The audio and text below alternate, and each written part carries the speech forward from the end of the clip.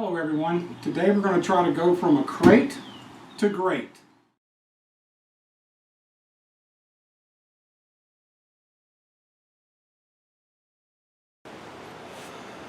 Hey everyone, it's Darby of Riverbend Survival again. Over the last few months I've been collecting the items that I want to put into a chuck box for when I go car camping or like going to a trip to Tennessee where I'm going to be taking my youngest daughter with me. I want to have a cook set to take with me when my family goes on trips. The plastic tub to put everything in, it works, but it's not ideal. So for the past few months, I've been collecting the items that I want in it, all new items. I figure I'll start from scratch with it all. The crate that you saw at the beginning of the video, the camera's actually set up on it right now. That is what I'm going to be using to make my chuck box. Not the crate itself, but I'm cutting it up to get the wood out of it. I decided to try to do two things. Make a chuck box, but I also wanted to use, we have these crates by the ton sitting outside of our shop. And when I say ton, there's two of them in my garage right now. There's one out in front of the shop. There's probably 3 or 4. No, there's probably 8 of them inside the shop. Some more laying out in the yard, out on the side yard. They're just rotting in the rain. Espresso machines come in them. And so I just want to try to reuse that wood. I don't see any reason. It's good enough wood. It'll hold. It shipped a 250-pound machine across country, bouncing around the back of trucks. I should be able to turn it into something fairly decent. So I'll get to it. I'm not going to show the building of the box. I'm going to get to it, cut the crate down, get my wood to size, start putting it all together, and at the end, when it's done, hopefully it all worked out. If not, you won't see this part.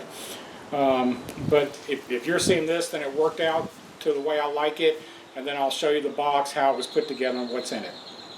Be right back. Well, I won't be right back. I'll be back with you tomorrow. Alright, good morning everyone. It's now Sunday morning. I started this video on Saturday morning, of course. The project is almost complete. The weather outside turned rainy and damp, so painting is out of the question out in the garage this weekend. I'll get it painted sometime this week. I may do a short follow-up clip with the final touches put on it. There's a couple of things I couldn't do until I got it painted, like put the handles on the side or the hasp. But the project is done. I ran into a couple of minor issues doing this because I started with existing crates, and I wound up using 1.5 crates of those. I tell you, I had 2 in the garage. It's a good thing because 1 crate was not enough to do all this. Because I started out using existing crates, I initially wanted the box to be a little bit longer, 10.5 inches to be exact, and a little bit shorter. Because of the dimensions of the crates, I couldn't do that. Also, when I disassembled the crates, I found out this is only 3/8 inch plywood. That's fine. If I was going to be making one as a showpiece, I wouldn't use 3/8 inch plywood. Of course, I wouldn't use a crate either. Because of the thinness of how thin the plywood is, I was forced to do a couple of things that I did not initially anticipate having to do. I had to put some strength members on the front here, and I put 2 on the bottom as runners just to keep it up off the ground, like a skid. But inside, I had to put a couple of pieces in to support shelves. And all this I had laying around the house. If you were making this at home, you'd have to probably go buy it. Well, I don't know your shop, but I have this stuff laying around. There's a whole bin full of bits and pieces of lumber over there. Anyway, the box is done. The stuff that I had bought to put in it is already in it, and I'll get the camera resituated a little bit closer so you can see inside the box. Like I said, it'll be painted this week. The hasp will be on it and the handles will be on it as soon as the weather clears up. Let me get the camera resituated and I'll be right back with you. Okay, here's the box. This should be real quick and simple to show you what I did and what I had in mind for it. This, of course, is sit on the tailgate of a pickup or on a picnic table, that kind of thing. It's not. I could put stuff on the side to make it a freestanding deal. Any place I'm going to use it at is going to have picnic tables or I have my pickup. So I'm not going to get into that time and effort and weight and all that such. So there'll be 2 hasps, one on each side. They're back here behind me. They'll lock it. It will open up. There will be a chain. Let's see if I can get on. I'm so close with the camera. There'll be a chain running up to the corners, of course, if I want to have it hang out the side. This is the basics. Of course, there's going to be stuff that goes in here that's not in here, a loaf of bread. Things that change over time as to what goes into it, and that's why I left a really big compartment here.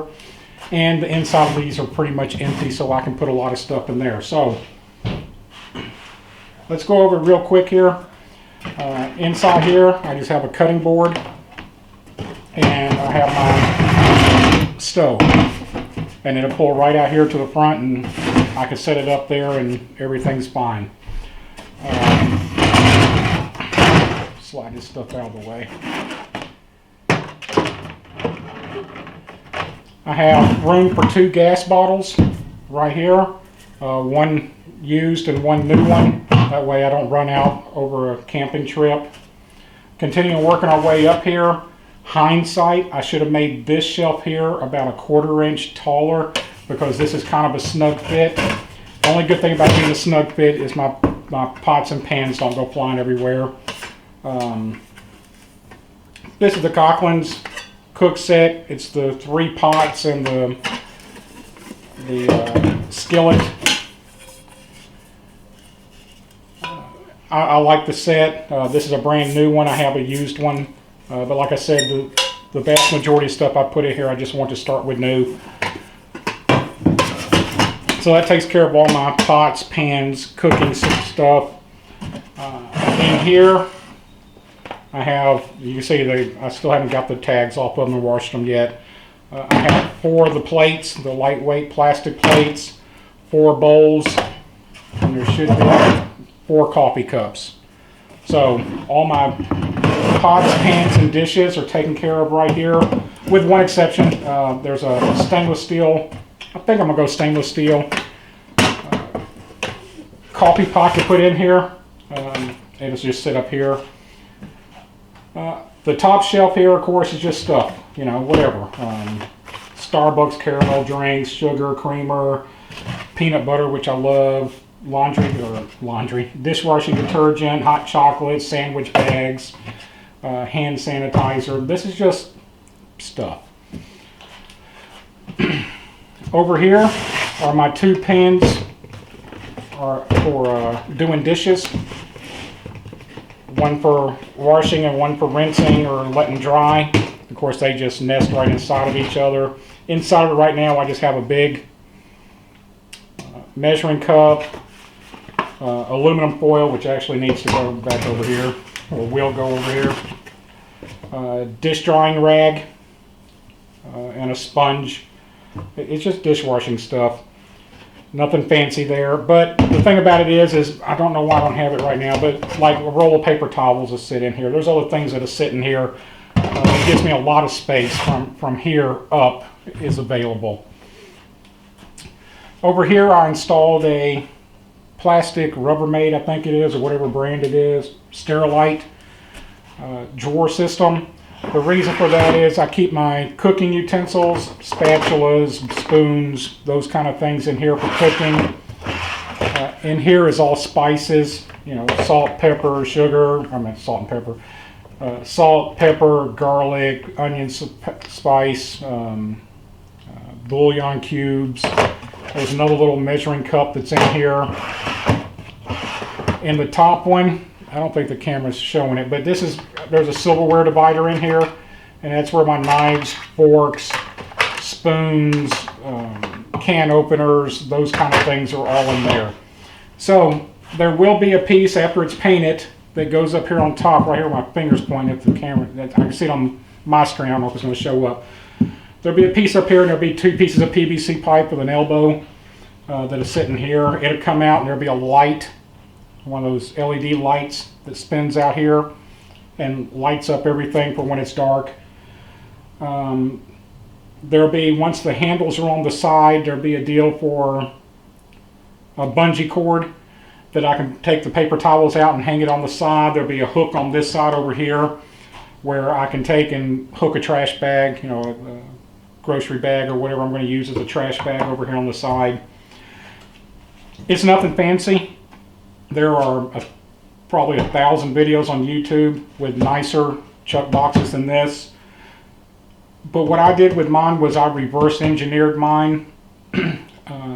I bought the stuff that I want to put into it first and then made my box to fit it with some extra room for growth later as I as I find things that I don't like or I want to add to it. Right now it's got way too much room right now, but as everybody that goes camping knows, that room will get filled pretty quick. I may possibly do a follow-up video. You know what? I'm not even going to do a follow-up video when it's completed. What I'll do is at the spring meetup, I'll be using this there, and I'll do a quick show of it on the spring meetup video up there. Other than that, I hope you like it. It's not perfect. Like I said, I should have made this about 1/4 inch taller so that this isn't so tight. It's the size it is because of my wood restrictions on using recycled wood. Other than that, everything I personally love the way it came out. It's not heavy. I have not weighed it, but I mean, you know, I'm just using fingertips here. It's not heavy because it's got that real light, that thin 3/8 inch plywood right there. I did have to add some supports in here to mount shelving and such, but I think it's going to work out great. Any comments be appreciated, but it is what it is. Until next time, get out in the dirt and have some fun. Thanks.